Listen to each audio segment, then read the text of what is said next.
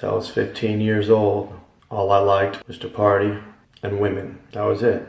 How many women can I sleep with? And how much partying can I do?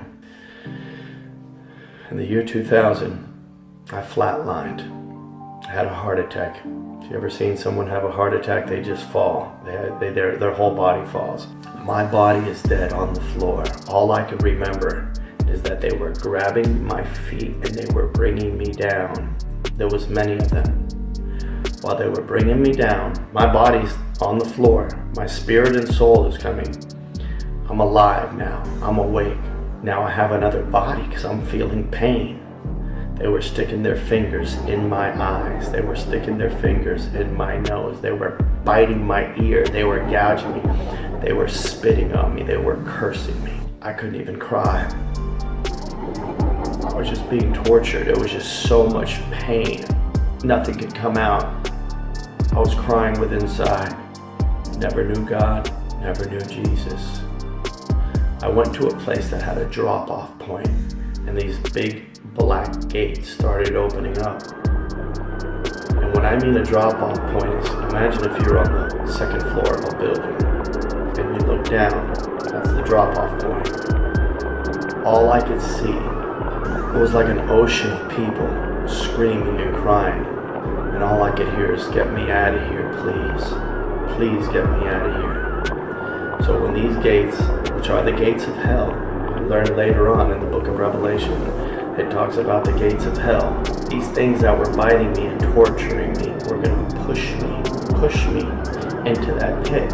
Before they could push me, I got to see a good minute. And I got to look down. Like I said, I never knew what a pastor was, but there was a whole section of them, and all I could hear them keep saying is, I'm sorry I took the money. I'm sorry I took the money. I'm sorry I took the money. Then I could just hear people screaming. I was more in pain of the torture that they were torturing me, but he let me see that pit. Right before they were about to throw me, I was getting right to the edge of the pit. I cried out to God, just kill me. I know I belong here, but don't let me suffer like those people. My cry to God was for him to kill me so I wouldn't suffer.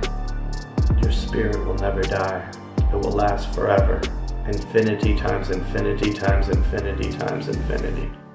I'm here on my knees, telling you the truth, that there is a hell. I was tortured. When I cried out, God, just kill me. I belong here. That was my cry. Just don't let me suffer like those people down there. From the back, you could see that wall back there. Okay? From the back, all that was coming forth was light. Light. Everything lit up. As the light lit up, then the people down there were screaming, please forgive me, please forgive me, please, I'm sorry I took the money, please.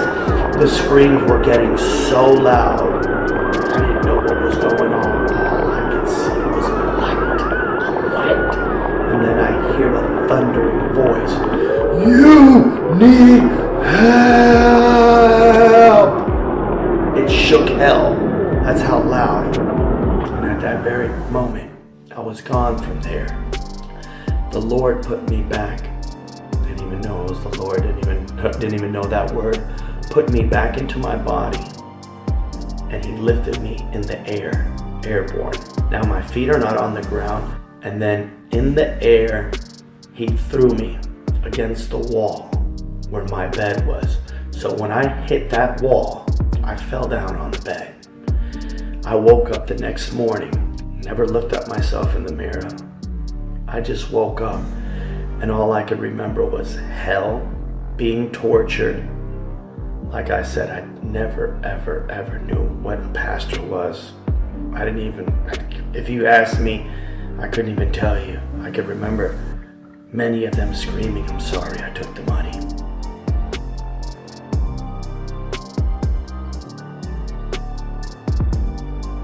Hell is for real. I was tortured in hell. I still ran from God when I came back, but I wanted to know who God was. So I went to the people at my job, and there was this guy I used to call a Bible bagger that I would laugh at. I said to him, what happened that I died, that I went to hell, that I was tortured? I want to know why God saved my life. I just had to know. I knew it was God, I just wanted to know why. He said, dude, that's all the drugs that you did, that's all the alcohol. I can't help you.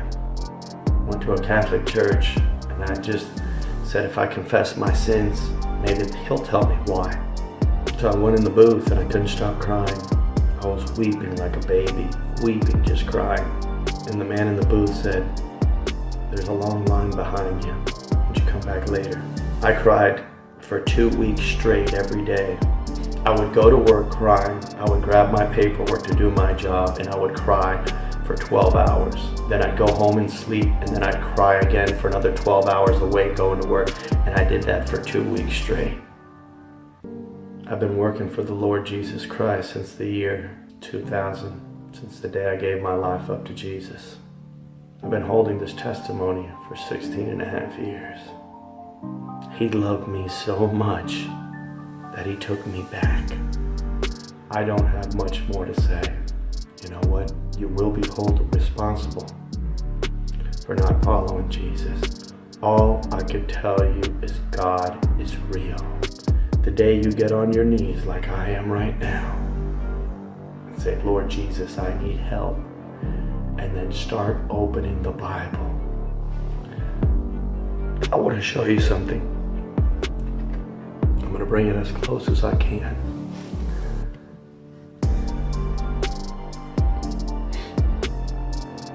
That's where they were throwing me in right there.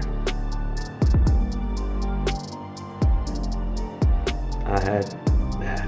Somebody drew a picture of that. That's where they were throwing me in right there. That is for real. There's a lot of good people in hell that didn't do nothing wrong to nobody, but they did not accept Jesus. Bad people go to heaven because they accept Jesus. Good people go to hell because they don't accept Jesus.